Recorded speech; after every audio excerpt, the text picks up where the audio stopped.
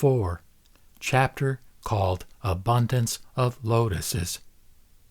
Then, indeed, the Lord spoke thus to the noble goddess Bodhisattva Samuchaya. Then, indeed, noble goddess, at that time, at that moment, there was a king called Suvarnabhasottamasutra. With this praise of all the Tathagatas known as abundance of lotuses, he praised the Lord Buddhas, past, future, and present.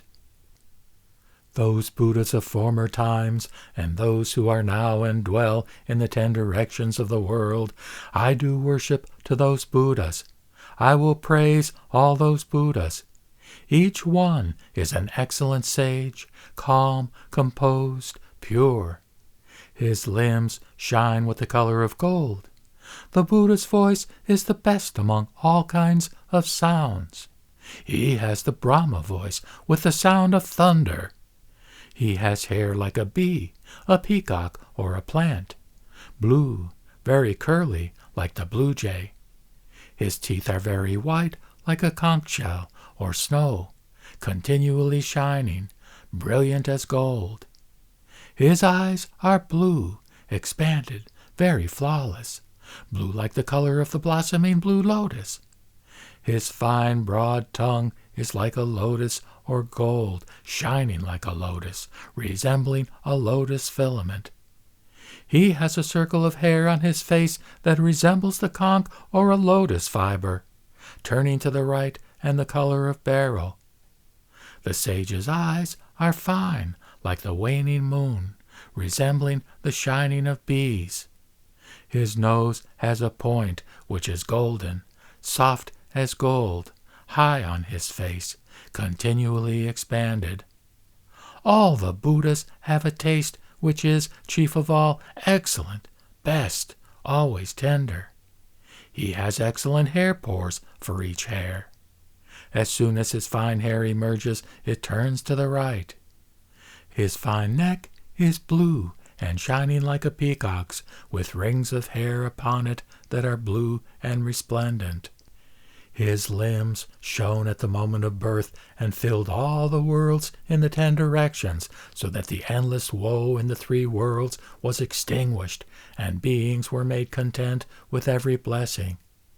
In the hell states, in the animal states, and in the states of ghosts, of dwelling among the gods, of men, all the beings in their evil states were endowed with all blessings, and becalmed. His limbs have the brilliance of the color of gold, and shine like refined gold. He has the face of one who has attained bliss, pure as the moon, a countenance that is smiling, beaming, pure. He has the members of one newly born. He has tender limbs.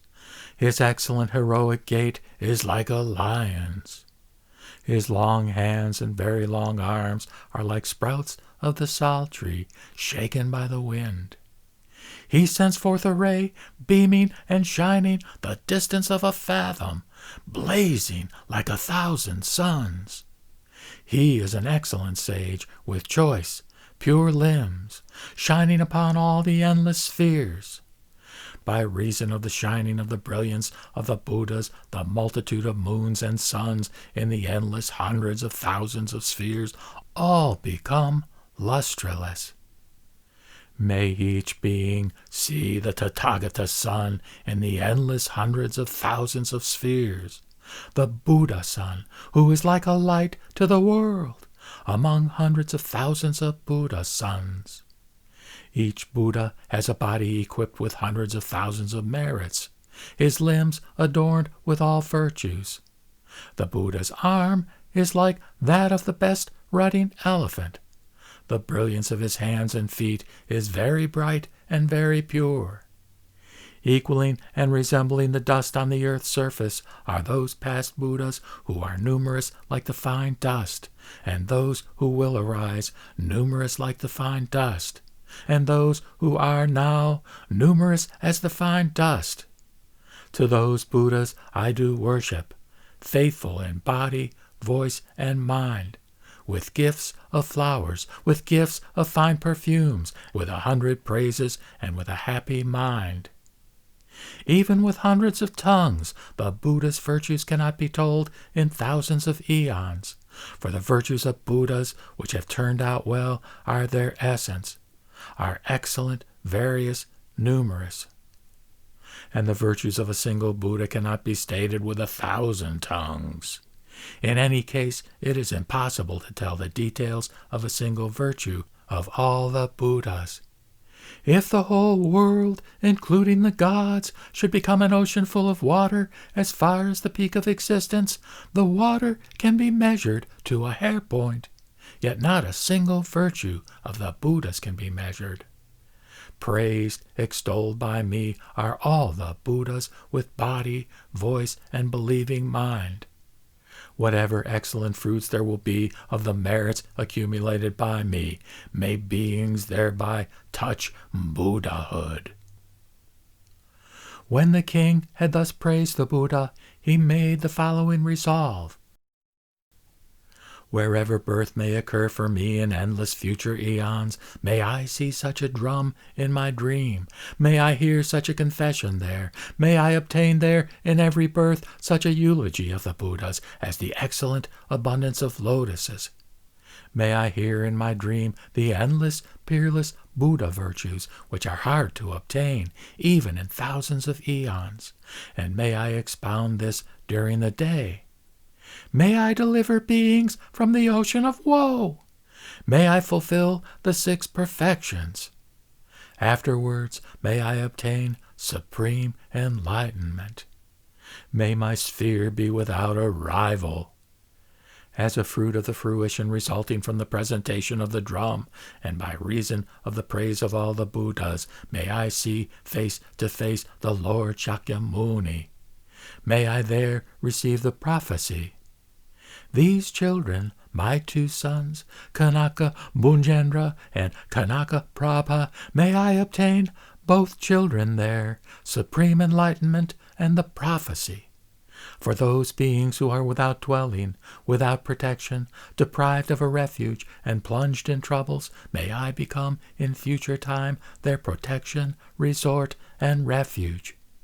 As one who causes the destruction of arising woes, and one who has become a mine of every blessing, may I proceed in a future eon to enlightenment, as so many previous millions have gone.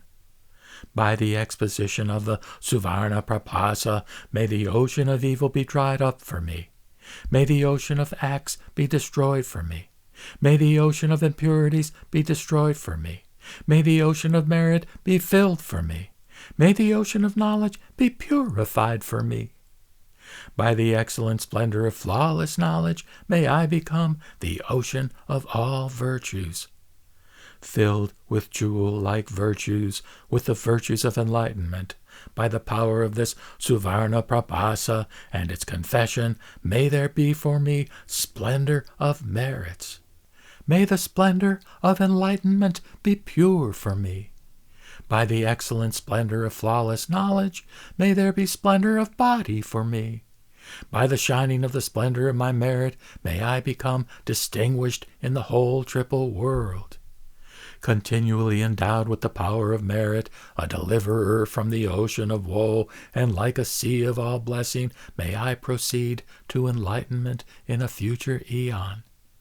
May a field for me in future time be so distinguished by countless virtues as were the fields of all the Buddhas in the triple world distinguished by countless virtues, however many former millions of them passed. So ends the 4th chapter, the chapter called Abundance of Lotuses, on the praise of all the past, future, and present Tathagatas in the excellent Suvarnabhasa, King of Sutras.